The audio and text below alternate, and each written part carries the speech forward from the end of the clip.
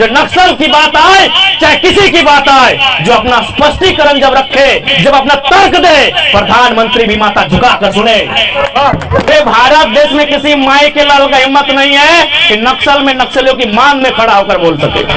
और मैं चाहूंगा मीडिया वाले बिल्कुल जो गांडे गिरिडीह से आए, मेरे इस बयान को बिल्कुल आप रिकॉर्ड करें, क्योंकि लीडर का मतलब वो नहीं जो डरता है। विधायक सांसद बनने वाले लोग डरते हैं, हम लीडर बनने आए हैं, हमारी आंखों में डर नहीं होना चाहिए। जो भी झारखंड की समस्या है उसमें मेरा स्पष्टीकरण होना चाहिए, उसमें मेरा स्टेटमेंट होना चाहिए। आज अगर आपको नक्सल के कारण को समझना है, क्योंकि देश के प्रधानमंत्री आए थे खूंटी, तो बड़ा बड़ा भाषण दे रहे थे कि हमारी सरकार में नक्सल की समस्याओं को हमने कम किया है, तो हम प्रधानमंत्री को बकायदा आपके चैनल जितने भी मीडिया सोशल मीडिया आए हैं, मैं उनके माध्यम से देश के प्रधानमंत्री को संदेश देना चाहूंगा कि नक्सल समस्या ब्लू ऑपरेशन और ग्रीन ऑपरेशन से सफल नहीं होगा। यह नक्सल की समस्या का समाधान ग्रीन ऑपरेशन से नहीं होगा, नक्सल की समस्या का समाधान सामाजिक न्याय से होगा। सामाजिक न्याय का मतलब है कि आज टाटा के पास अनगिनत जमीन है, किसका है? संताल लोग का है, कुर्मी लोग का है, घटवार लोग का है, गोड़ लोग का है, जिसका भी है, डज नॉट मैटर। आज टाटा के पास अनगिनत जमीन है। यदि आप सरकार में हैं और आप में हिम्मत है जो कहता है कि नक्सल एक समस्या है, और यदि आप समाधान चाहते हैं, तो जहां उद्योग नहीं खड़ा है, जहां टाटा बिल्डिंग नहीं बनाया है, यदि कोई खाली जगह है उसको खींच के वापस लीजिए और रैयत को वापस कर दीजिए। सामाजिक न्याय से नक्सल की समाधान होगा, ना कि नेताजी के बड़े बड़े भाषणों से होगा। अब मैं यही का उदाहरण देता हूं। अभी हम आए तो हमको किसी ने बताया कि यहाँ के जो थाना प्रभारी हैं खुखरा है, इधर मधुबन है। चूंकि मैं उनका नाम काल्पनिक लेता हूं, चूंकि सरकारी लोग हैं, लेकिन उनका सरनेम मैं प्योर लेता हूं। मान के चलिए खुखरा के थाना प्रभारी, उनका नाम है अमन महतो। उनके सर नहीं, काल्पनिक नाम ले रहा हूं, आप उनके सरनेम को ध्यान दीजिएगा। मैं जानबूझ के फॉल्स नेम ले रहा हूं, उनका नाम गलत ले रहा हूं, लेकिन सरनेम मैं परफेक्ट ले रहा हूं ताकि आपको समझा सकूं कि नक्सल का प्रॉब्लम क्या है। क्या नाम है इनका? अमन महतो, खुखरा के थाना प्रभारी, लेकिन उनका नाम कुछ और है, सरनेम परफेक्ट है। आपके मधुबन में थाना प्रभारी हैं, उनका नाम मानते हैं उनका नाम सुमन मुंडा। नाम गलत ले रहे हैं, लेकिन उनका सरनेम हम परफेक्ट ले रहे हैं। अब यही कुछ नक्सलियों का नाम हमारे मोबाइल में है, उनका नाम है विजय महतो।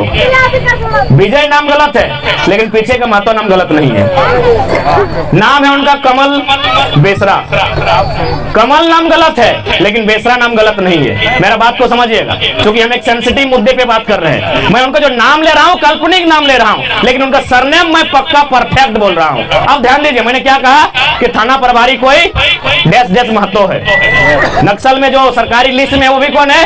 डैश डैश महतो है। मधुबन का थाना प्रभारी कौन है? डैश डैश मुंडा है। नक्सल में जो इनामी राशि कौन है? वो भी डैश डैश बेसरा है। अब मान के चलिए, अगर पीरटांड में किसी दिन नक्सल की घटना घटती है, और यदि क्योंकि सीआरपीएफ भी लोग हैं, हमारे एक मित्र भी आए हैं जो हमारे साथ ही पढ़े हैं, उनका नाम मान के चलते उमेश महतो, काल्पनिक नाम। उमेश नाम कल्पना है, लेकिन महतो नाम परफेक्ट है। अब मान के चलिए, यहाँ अगर कोई नक्सल की घटना घटती है, जिला पुलिस भी आएगी, सीआरपीएफ भी आएंगे। कौन आएंगे? ध्यान दीजिएगा, उनका सरनेम है मुंडा, उनका सरनेम है महतो, और नक्सल में जो लोग बैठे हैं उनका सरनेम क्या बता रहे हैं? ध्यान दीजिएगा। अब अगर गोली चलती भी है, इधर से चले या उधर से चले, बताइए लहू किसका बहेगा? बताइए हमको, लहू किसका बहेगा? दोनों झारखंडी हैं। बकायदा अगर उनको रिसर्च किया जाएगा, जो सीआरपीएफ में बैठा है, जो जिला पुलिस में बैठा है, और जो सामने जंगल में बैठा है, हमको लगता है दाएं बाएं से खोजने से, मामा मौसा जेठा करने से एक दूसरे का रिलेशन निकलेगा। ये किसी का हिम्मत नहीं है। ये पूरे भारत देश में किसी माई के लाल का हिम्मत नहीं है कि नक्सल में नक्सलियों की मांग में खड़ा होकर बोल सके। यानी ध्यान दीजिए, क्या भाई कारण क्या है?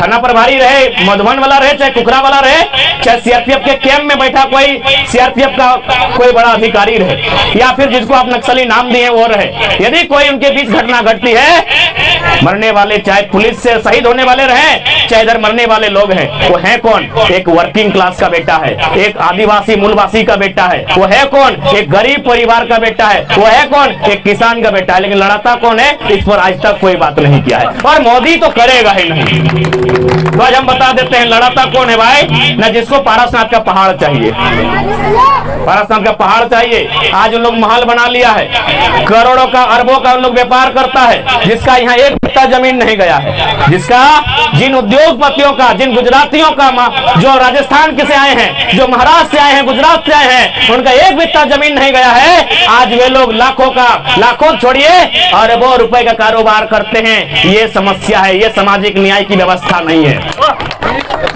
तो जिस दिन इनका सदन में बात होगा, इसलिए हम बार बार कहते हैं कि सदन में ऐसे लीडर को भेजिए जिसमें जिगरा हो, जो जाके बात को बोल सके। यहाँ तो चंद्रप्रकाश चौधरी जी को मालूम ही नहीं है पारसनाथ पहाड़ किसका है। देखे थे ना लेटर इन्होंने लिखा था कि फलना समुदाय का है। उनसे पूछिएगा कि फलना समुदाय का कई गो गांव है, यहाँ कई गो गांव है भाई। वो जो गुजरात से वो फलना समुदाय आया है, कई गो गांव है उनका, एक भी गांव नहीं है। और हमारे माननीय सांसद बोलते हैं विशेष समुदाय का है। जब तक सदन में चर्चा नहीं होगा, जब तक सदन में चर्चा करने वाले लोग नहीं होंगे, तब तक ये समस्या रहेगी। इसलिए सदन में ऐसे लोगों को भेजिए जिनमें वास्तव में जिगर हो, जो नक्सल की बात आए चाहे किसी की बात आए, जो अपना स्पष्टीकरण जब रखे, जब अपना तर्क दे, प्रधानमंत्री भी माथा झुकाकर सुने, सुनना होगा। आज अगर आप इसी पीरटार की धरती की बात करें तो आप देखिए 2002 में या 2004 में हिंदुस्तान के पेपर में लिखा है कि जो काम सरकार को करना था, सरकार को क्या करना था नहीं, यहाँ लगभग 600 एकड़ के आसपास जमीन महाजनी प्रथा के कारण गरीबों का लिया गया था, चाहे वो आदिवासी रहे, गैर आदिवासी रहे। कैसे लिया गया था ना, घर में शादी है, बिहा है, भोज है, तो क्या किया ना, उसको 4 आना 12 आना रुपया उधार दिया गया। वो आदमी मर गया, उसका बेटा भी मर गया, लेकिन सेठ जी का 4 आना का चुकाई नहीं हुआ है।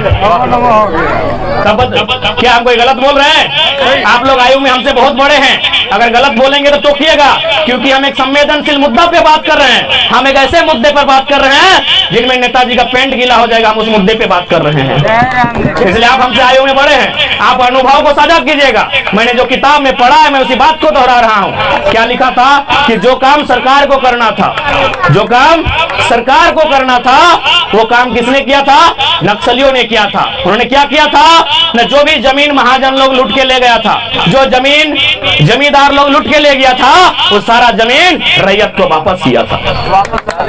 यदि आज देश के प्रधानमंत्री यदि वे सोच रखते हैं कि नक्सल की समस्या झारखंड से समाप्त हो, हम स्वागत करेंगे देश के प्रधानमंत्री का।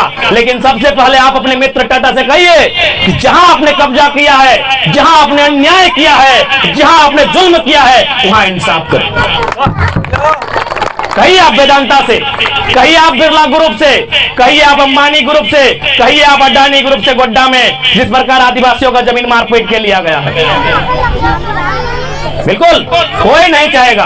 और हम तो स्पष्ट कहते हैं यदि भविष्य में कभी हम लोग सरकार में आए तो जिनको आज आप लोग नक्सली के नाम से जानते हैं, जिनके हाथों में बंदूकें हैं, हम लोग ऐसी व्यवस्था लाएंगे उनके हाथों में हथियार नहीं, उनके हाथों में हम लोग हल थमा के उनको से खेती करवाएंगे।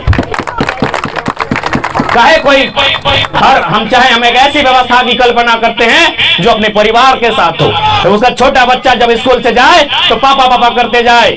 हम एक ऐसी व्यवस्था चाहते हैं। हम सामाजिक न्याय के पक्षधर हैं, हम सामाजिक समानता के पक्षधर हैं। इसलिए देश के जो भी लीडर हैं अगर सामाजिक न्याय के पक्षधर हैं तो सबसे पहले इस देश के कॉर्पोरेट को कंट्रोल कीजिए। हजारों हजार एकड़ जमीन आज एचईसी के पास है, आज हिंडाल्को के पास है, आज बीएसएल बोकारो के पास है, आज धनबाद FCI सिंदरी के पास है।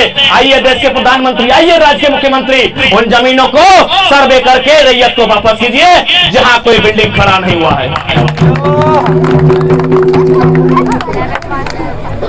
तो इसलिए आज किसी भी समस्या का समाधान नेताओं के भाषणों से नहीं होगा, उसके भाषण में विजन क्या है।